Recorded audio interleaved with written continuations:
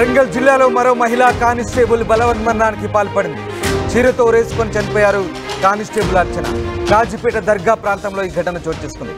అర్చనకు 2022లో వివాహం జరిగింది. కొద్ది రోజులకే విడాకులు తీసుకుంది. కొద్ది రోజులుగా డ్యూటీకి సెలవు పెట్టి పోటీ పరీక్షలకు రెడీ అవుతున్నారు కానిస్టేబుల్ అర్చన. అయితే డిప్రెషన్లోకి వెళ్ళి జీవితంపై విరక్తి పుట్టి ఈ దారుణానికి ఒడిగట్టిన తెలుస్తోంది.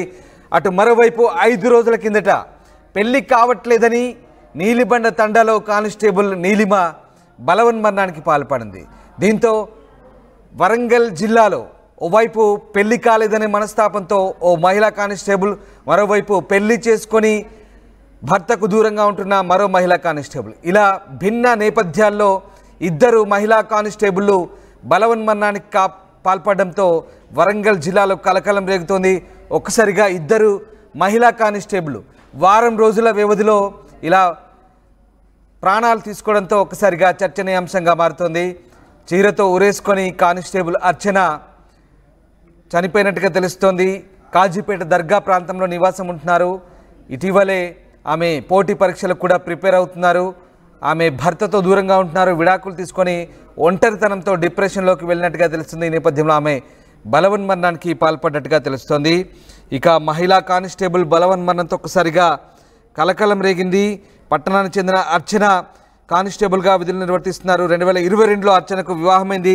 భార్యాభర్తల మధ్య తీవ్ర మనస్పర్ధలు రావడంతో కోర్టు ఆదేశాలతో విడాకులు తీసుకున్నారు. గత 3 ఏళ్లుగా ఎలాంటి తోడు లేక ఒంటరిగా మానసిక వేదన అనుభవిస్తూ పూర్తిగా డిప్రెషన్లోకి వెళ్ళిపోయినట్టు తెలుస్తుంది. ఈ క్రమంలోనే శుక్రవారం రాత్రి ఇంట్లో ఎవరు లేని సమయంలో చీరతో ఉరేసుకొని బలవన్మరణానికి పాల్పడింది. కుటుంబ సభ్యుల సమాచారంతో ఘటనా స్థలానికి చేరుకున్న పోలీసులు కేసు నమోదు చేసుకొని దర్యాప్తు చేస్తున్నారు. మా ప్రతినిధి వెంకటరత్నం జైన్ అవుతున్నారు. వెంకటరత్నం, వారం రోజుల వ్యవధిలో ఉమ్మడి వరంగల్ జిల్లాలో ఇద్దరు మహిళా కానిస్టేబుల్ల బలవన్మరణం చర్చనీయాంశంగా మారుతుంది.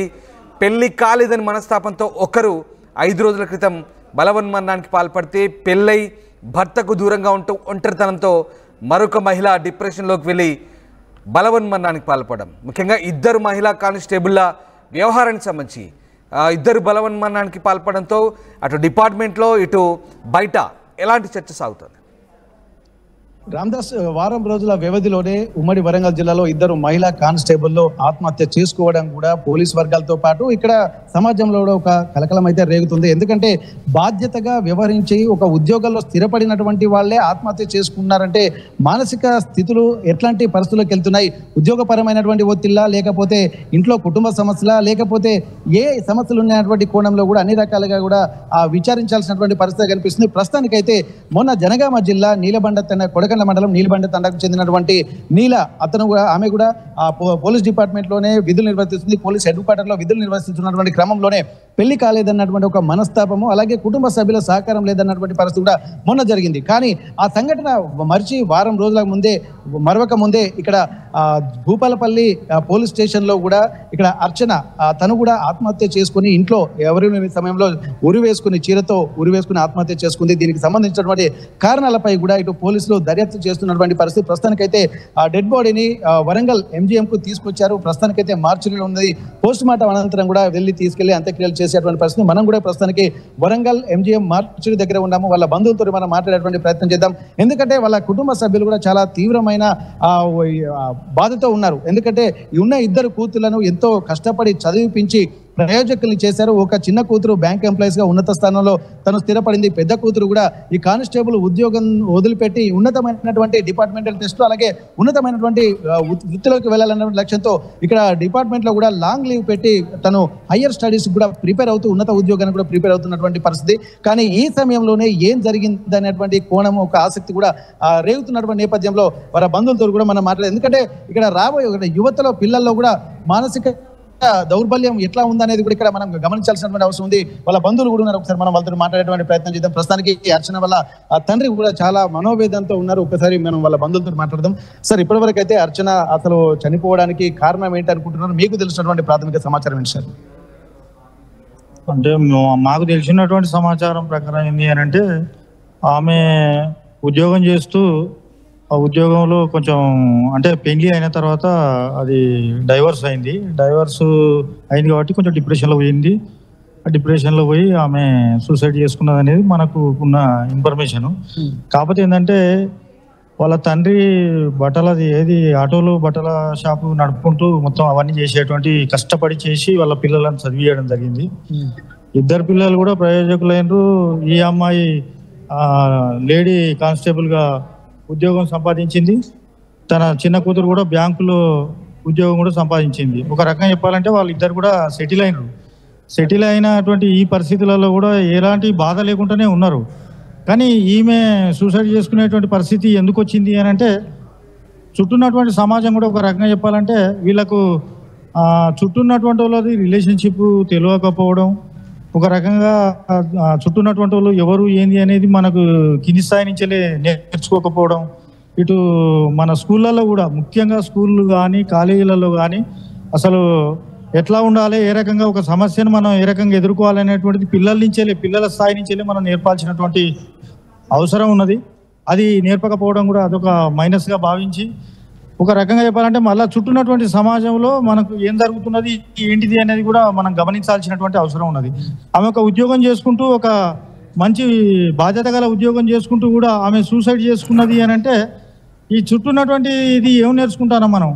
తల్లిదండ్రులు, పిల్లలు, బాబాయిలు, లేకపోతే చుట్టాలు ఎవరు ఏంది అనేది కూడా తెలియనటువంటి పరిస్థితులలో మనం ఏమైనా ఉద్యోగం సంపాదించాలి, మార్కులు కొట్టాలి, బాగా పెద్ద చదువులు చదవాలి, పెద్ద ఉద్యోగం కొట్టాలనేటువంటి క్రమంలో మనం అంతా కూడా పరిగెత్తుతున్నాం.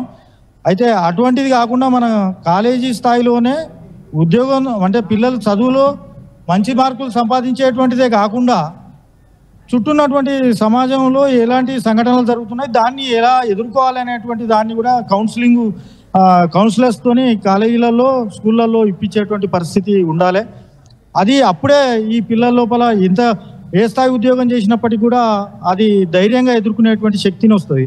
అది లేకుండా ఏ చిన్న సమస్య జరగగానే చనిపోవడమే పరిష్కారంగా భావించేటువంటి పరిస్థితి ఏర్పడుతుంది. ఓకే, ఇక్కడ మనం వాళ్ళ తండ్రితో మాట్లాడే ప్రయత్నం చేద్దాం. ఎందుకంటే తను ఇప్పటికే తన అల్లరి ముద్దుగా పెంచుకున్నటువంటి ఆ కూతురు కూడా చనిపోవడంతో పుట్టడి దుఃఖంలో ఉన్నారు. వాళ్ళ బంధువులతోటి మనం మాట్లాడుతున్నప్పుడు వాళ్ళు కూడా కొంత ఇబ్బందికర పరిస్థితులను దృష్టిలో పెట్టుకొని కూడా వెళ్తున్నటువంటి పరిస్థితి. కానీ ఇక్కడ వాళ్ళ తండ్రితో మనం మాట్లాడేటువంటి ప్రయత్నం చేద్దాం. ఎందుకంటే తను ప్రయోజకులను చేశారు పిల్లల్ని కూడా. కానీ ఒక ప్రయోజకులైనటువంటి ఆ డిపార్ట్మెంట్లో ఉండి తను కూడా తనకు ఉద్ధరిస్తారు, ఒక ధైర్యం చెప్తారన్నటువంటి పరిస్థితి. కానీ తనే ఆత్మహత్య చేసుకోవడానికి కూడా తీవ్రంగా పరిగణిస్తున్నారు వాళ్ళ నాన్నగారు మంత్రి కుమారస్వామి గారిని. ఒకసారి సార్, ఇప్పటివరకు ఏంటంటే మీ కూతుర్లను మంచిగా చదివించారు, ఇద్దరు మంచి ప్రొఫెషన్లోనే సెట్ అయిపోయినటువంటి పరిస్థితి. అందులో పోలీస్ డిపార్ట్మెంట్ అనేసరికి ఆ విల్ పవర్ కూడా ఉంటుంది.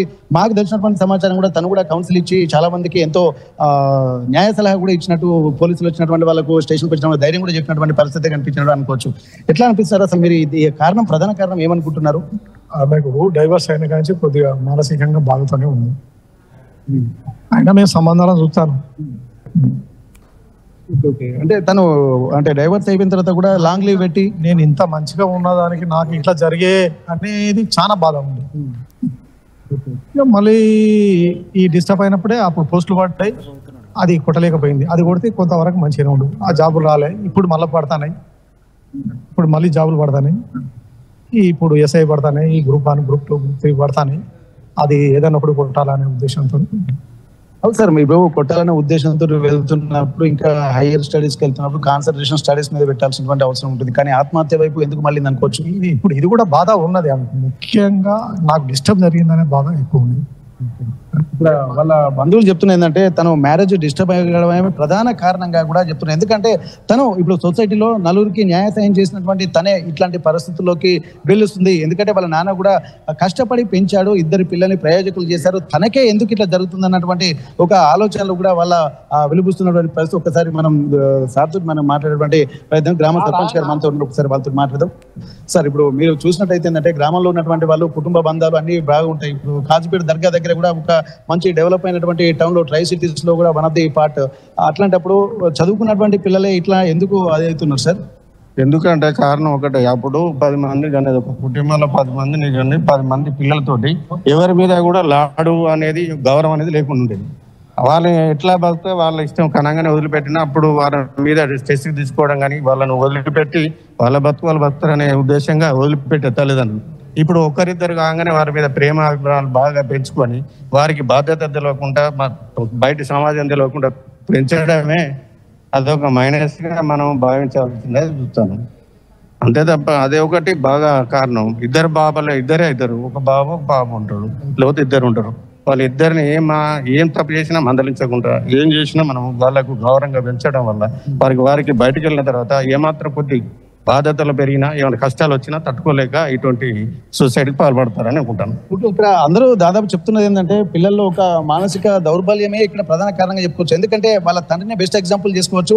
ఇక్కడ తను ఇద్దరు ఆడపిల్లలు అయినప్పటికీ కూడా ఎంతో కష్టపడి వాళ్ళను చదివించినటువంటి పరిస్థితి, చదివించడమే కాకుండా ఉద్యోగాలు కూడా చేపించారు. ఆ ఉద్యోగాలు ఉన్నటువంటి నేపథ్యంలో తన పెళ్లిళ్ళు చేసి తను అంటే ఆడపిల్లల్ని ప్రయోజకుల్ని చేసి ఒక అయ్యే చేతిలో పెడితే బాగుంటుంది అన్నటువంటి దాని మీద ముందే ఒక పెద్ద కూతురు కూడా పెళ్లి కూడా చేశారు. కానీ ఆ డిస్టర్బ్ కావడం వల్ల కూడా అది ప్రధాన కారణంగా అనుకుంటున్నారు. కానీ ఆ డిస్టర్బ్ నుండి తను విముక్తి పొందడం కోసం కూడా కొంత హైయర్ స్టడీస్ పేరుతో కూడా తను ఉన్నత ఉద్యోగాల కోసం ప్రయత్నం చేస్తుంది. కానీ తన మానసికంగా తన గతంలో ఉన్నటువంటి ఆ పెళ్లికి సంబంధించినటువంటి విషయమే కావచ్చు, ఏదో ఒకటి మానసికంగా కలిసివేయడం వల్లనే తను ఆత్మహత్యకు పాల్పడినట్టుగా ఇక్కడ వాళ్ళ తండ్రి అలాగే వాళ్ళ బంధువులు కూడా చెప్తున్నారు.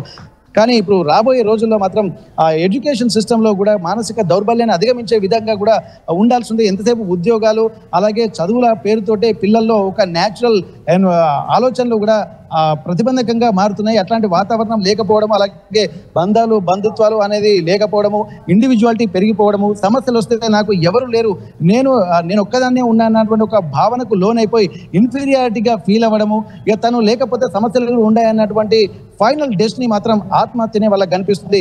కాబట్టి ఇట్లాంటి అన్నింటినీ దృష్టిలో పెట్టుకొని కూడా పిల్లల ఎడ్యుకేషన్ వ్యవస్థ కూడా ఉండాల్సినటువంటి అవసరం ఉంటుంది. కానీ వీళ్ళ అనాలోచిత కార్యక్రమాల వల్ల ఎంతో గాబరంగా పెంచినటువంటి తల్లిదండ్రుల మానసిక క్షోభకు కూడా వాళ్ళు చనిపోయి వాళ్ళు బాగానే ఉంటున్నారు. కానీ వాళ్ళ తల్లిదండ్రులు కూడా అనేక ఇబ్బందులు పెడుతున్నటువంటి పరిస్థితి కనిపిస్తుంది.